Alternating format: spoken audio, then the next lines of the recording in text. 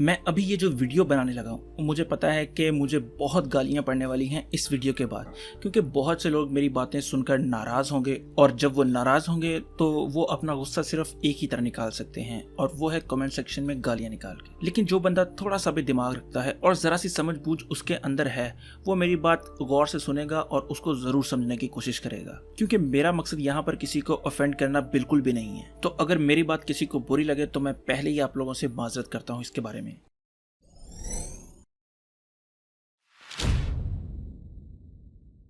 जैसे कि हम बॉलीवुड के प्लेजरिज्म से वाकिफ हैं, यानी बॉलीवुड आज से नहीं बल्कि पिछले 30-35 साल से दूसरों की मूवीज के सीन्स, कॉन्सेप्ट और कई दफ़ा पूरी मूवीज को कॉपी करता आ रहा है। और ये बात सिर्फ मूवीज तक की नहीं बल्कि गानों में भी इनका यही हाल है। और ये बात कोई ढकी छुपी बात नहीं है, जो बॉलीवुड की मूवीज देखते हैं वो ये जानते हैं। तो आज इस वीडियो में मैं बाकी लोगों की तरह आपको सीन्स या गाने नहीं सुनवाऊंगा कि कौन कौन सा कॉपीड है और कहां से कॉपीड है। वो तो आप YouTube पर कहीं पर भी जाके आराम से तसल्ली से बैठकर देख सकते हैं। पर आज मैं इसी चीज से रिलेटेड एक और इशू पर बात करूंगा जिसको देखकर इग्नोर कर दिया जाता है, और वो है एक तो चोरी, ऊपर से सीना जोरी। अब आप सोच रहे होंगे कि इसका क्या मतलब है।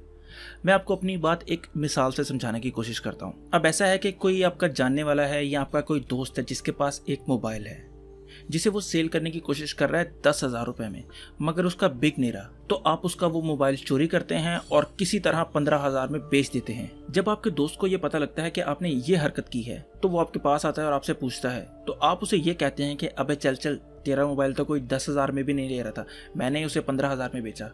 और मजे की बात यह है कि आपने उसको उस 15,000 में से 1 रुपया भी नहीं दिया। अब आप जरा गौर करें और सोचें कि यहाँ पर गलत कौन है, जिसका मोबाइल चोरी हुआ या जिसने मोबाइल चोरी करके महंगा बेचा और सारे पैसे भी खा गया। सेम यही हाल कुछ लोगों का है जो बॉलीवुड के कटर फैन हैं। मैं आपको उनके कमेंट्स भी पढ़ाऊंगा, लेकिन वो बाद में। मैंने बहुत सी वीडियोस यूट्यूब पर देखी हैं जिसमें इंडियन यूट्यूबर्स और पाकिस्तानी यूट्यूबर्स ने ये बताया है कि बॉलीवुड ने किस तरह पाकिस्तान से सॉन्ग को कॉपी किया है। लेकिन उन वीडियोस के कमेंट सेक्शन में आपको कुछ ऐसे लोग भी मिलेंगे जिनके सिर्फ 2-3 लॉजिक होते हैं। पहला तो ये कि अबे चलो तुम लोगों के गानों को कौन सुनता था, बॉलीवुड ने रीमेक किया तो तुम लोगों के गानों को कोई पूछ रहा है। तो इसके जवाब में मैं ये कहूँगा कि ये लोग जो इस तरह की बात करते हैं, ना तो वो कभी पाकिस्तान आए हैं और ना ही उन्होंने पाकिस्तान में आकर वक्त गुजारा है। और यकीन करें कि जो सॉन्ग्स पाकिस्तान से कॉपी हैं वो पाकिस्तान में कल्ट क्लासिक माने जाते हैं। फॉर एग्जाम्पल चन्नों की आंख में एक नशा है, भीगा भीगा सा ये दिसंबर है और मेरे रश के कमर। इवन कि मुझे आज भी याद है कि PTV या STN पर ये गाने लगते थे तो मैं सब कुछ छोड़कर वो गाने सुनने के लिए बैठ जाता था। तो ये लॉजिक तो बिल्कुल ही फालतू है कि कोई सुनता नहीं था। हाँ, मैं ये कह सकता हूँ कि हमारे जो पुराने गाने थे उनकी वीडियोज़ की जो क्वालिटी थी ना वो इतनी अच्छी नहीं थी, लेकिन इसका मतलब ये नहीं है कि किसी को कोई राइट मिल जाता है कि वो कॉपी पेस्ट करें किसी का भी कोई कंटेंट। और हाँ, ये बात भी है कि जो नए बच्चे हैं जिनके पैदा होने से 10-20 साल पहले ये गाने रिलीज़ हुए थे, जाहिर सी बात है उन्होंने तो नहीं सुने होंगे, लेकिन कोक स्टूडियो अपनी पूरी एफर्ट कर रहा है कि इन नए बच्चों तक वो पुराने गानों को पहुंचाया जाए। खैर, कोक स्टूडियो की बात मैं थोड़ी देर बाद में करता हूँ। दूसरा लॉजिक ये लोग जो इस तरह के कमेंट करते हैं वो ये देते हैं कि तुम्हारे सिंगर यहाँ आके भीख मांगते हैं नौकरी की, अगर इतना ही टैलेंट है तो मत आया करो ना। तो मैं आपको एक बात समझाने की कोशिश करता हूँ कि ताली कभी भी एक हाथ से नहीं बजती। आपके प्रोड्यूसर्स, डायरेक्टर्स वगैरह को उनकी ज़रूरत होती है राहत फ़तेह अली खान या आतिफ की, तो वो उन्हें बुलाते हैं। और यकीन माने कि एक वक्त था जब हर दूसरी बड़ी बॉलीवुड की मूवी में राहत फ़तेह अली खान का एक ना एक गाना तो लाजमी होता था। वो मूवी चाहे हिट हो या ना हो, वो गाना ज़रूर हिट होता था जिस मूवी में वो था। और जाहिर सी बात है मूवी बनाने वालों का इसी में फ़ायदा है, तो वो लोग इसीलिए उन्हें बुलाते हैं। और दूसरी बात ये कि इंडियन सिंगर्स ने भी पाकिस्तान में आकर काम किया है। उसकी रिसेंट एग्जाम्पल है शिल्पा राव, जिन्होंने कोक स्टूडियो में गाना गाया था।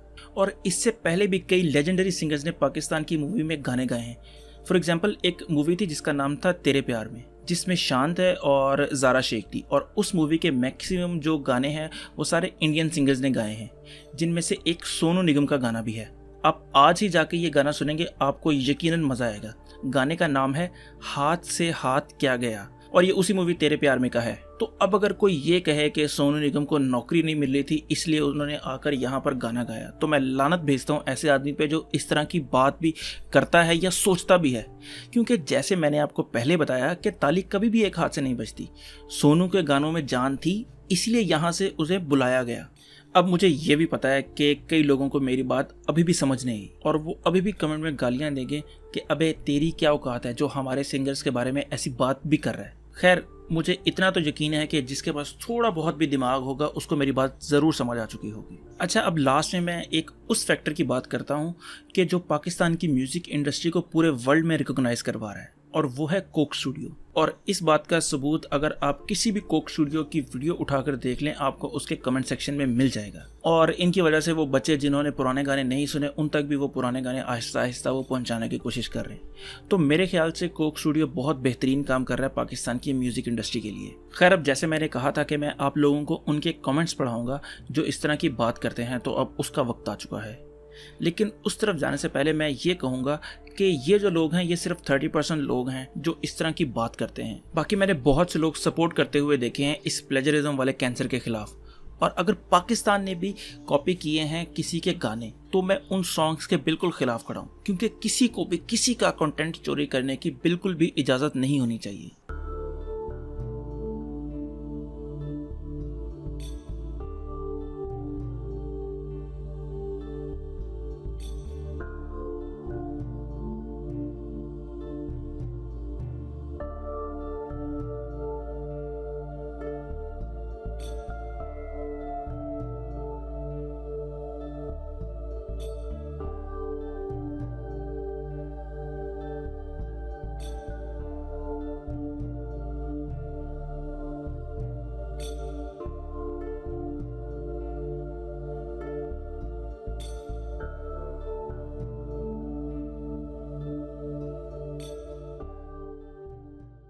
तो मुझे उम्मीद है कि आपको मेरी इस वीडियो का मकसद समझ आ चुका होगा। बाकी अगर आपको वीडियो ज़रा से भी पसंद आई हो तो लाइक करें, कमेंट करें और सब्सक्राइब ज़रूर करें। तो खुश रहें, खुश रखें। अल्लाह हाफिज़।